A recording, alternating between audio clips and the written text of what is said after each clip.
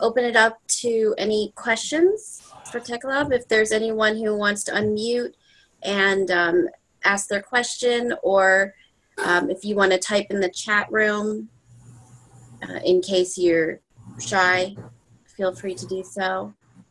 And I'll give everyone a moment to unmute. If you want to go ahead and ask a question, feel free to do so. Please, if anybody wants to have any questions, I'll be very happy to answer them. Dr. Mekbib?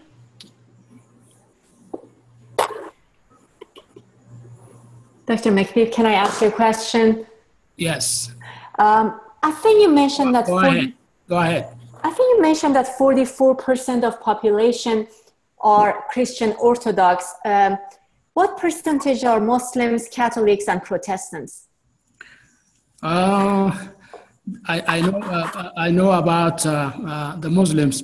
The Muslims are close to 30% probably. This is, I haven't checked that, but it was 2024, about 15 years ago. So now it might be approaching 30%. The Catholics are around 3%. And other Christian denominations might be 12% to 15% probably. How easy is it to use the same Developing Bible for other Christian faiths in Ethiopia? I beg your pardon? Can you repeat your question, please? Yes. Is it easy to use the same Developing Bible that you're working on for other Christian faiths, like for Catholics or Protestants or others? Yes, I think it's very easy because the 365 days manual may be very difficult. It's something that might not be manageable, but the second volume, which is only Sunday school readings, might be appropriate for these types of religious groups, because everything is from the Bible, nothing out of the Bible. There is nothing out of the Bible. Out of the Bible is the key developmental messages, which everybody agrees. But if they are Christians, they also agree what the Bible says.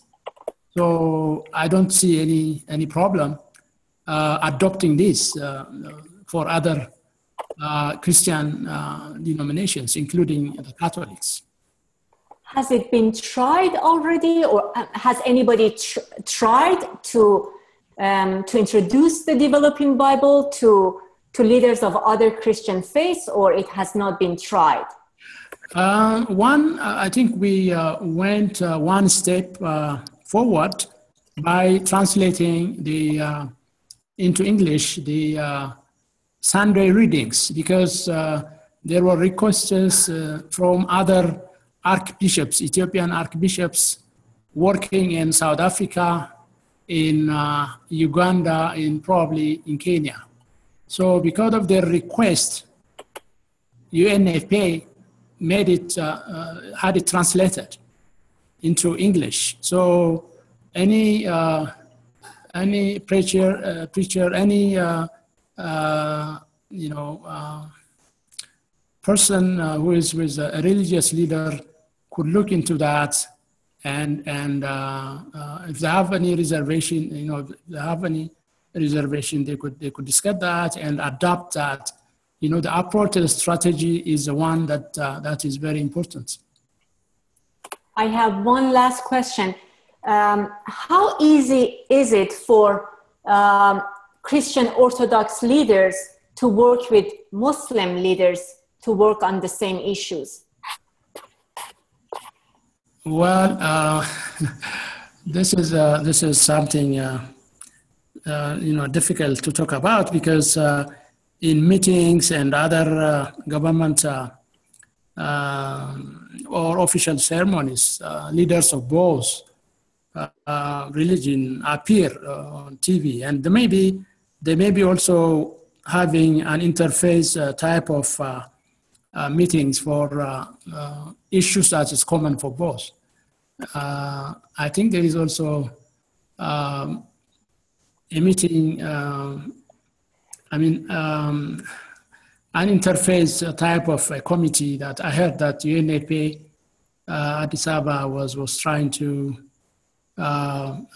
create by bringing church leaders, Muslim leaders, and other Christian denominations to discuss issues that are very important for reproductive health. So I don't know how they are really operating, and I didn't follow that, but there were some attempts to bring together all faith-based organizations together for a common good.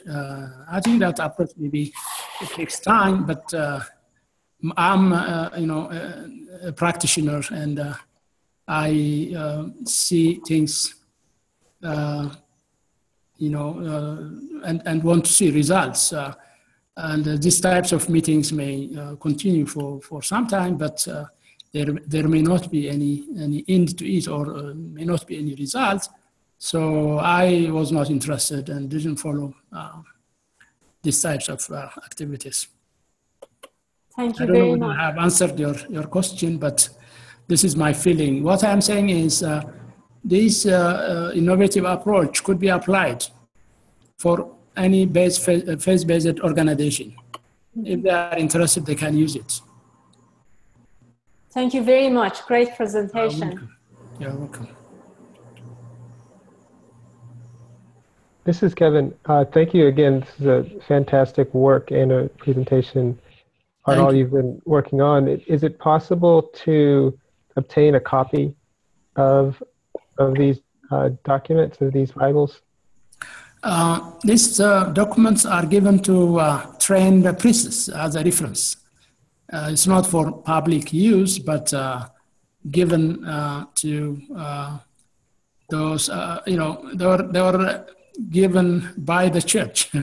I was the initiator of the program, and was interested in having it implemented, and I was the one documenting it and published it, so that as an innovative approach, so that so that people could learn.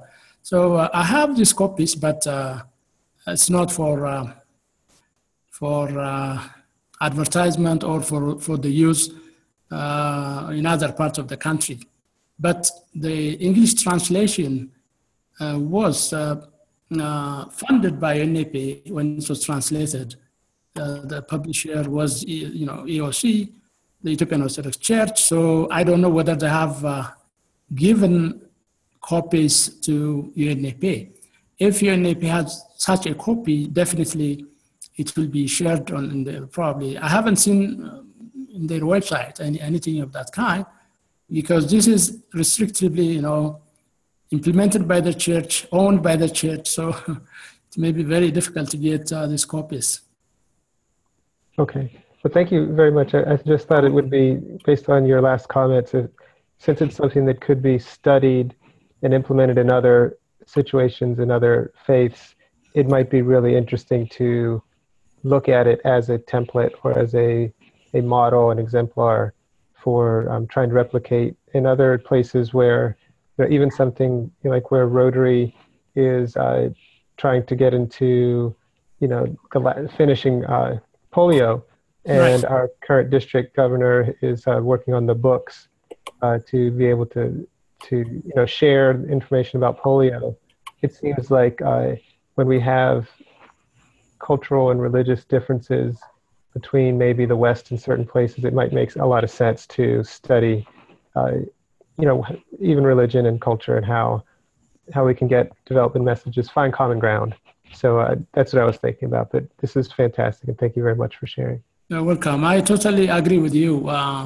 To eradicate polio, I think these types of indigenous approaches have to be attempted.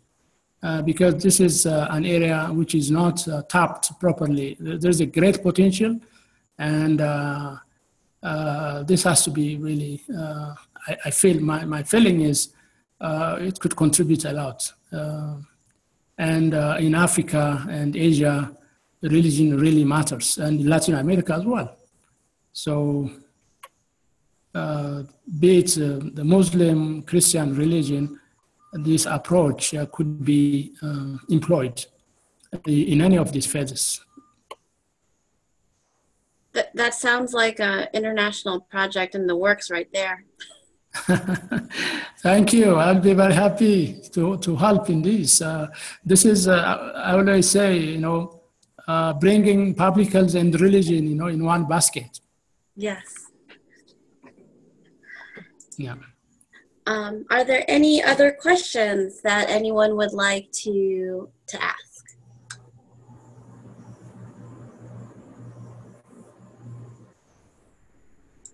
Okay.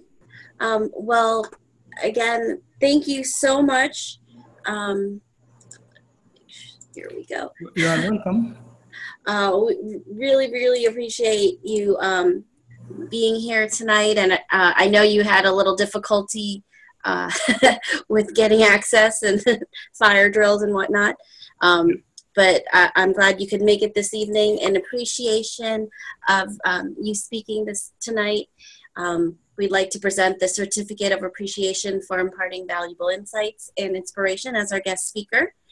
Thank you. And I do think, what Kevin was saying is that what you implemented could really be used in so many different avenues and so many different projects in the future. So again, thank you this evening. Thank you. And thank you for giving me the opportunity. Wonderful. And as we close out our meeting, it's 9 o'clock on the dot. I'd like to ask our newest E-Club Rotarian if she could lead us in the four-way test. Sure. The four-way test of the things we think, say, or do. First, is it the truth? Second, is it fair to all concerned? Third, will it build goodwill and better friendships? Fourth, will it be beneficial to all concerned? Wonderful. And that's Rotary for tonight. Everyone have a wonderful evening. And thank you again, Tekleab. Thank you. Have a nice evening. Good night, everyone. Everybody. Thank you. Thanks, everyone. Bye. Good night. Thank you. Bye.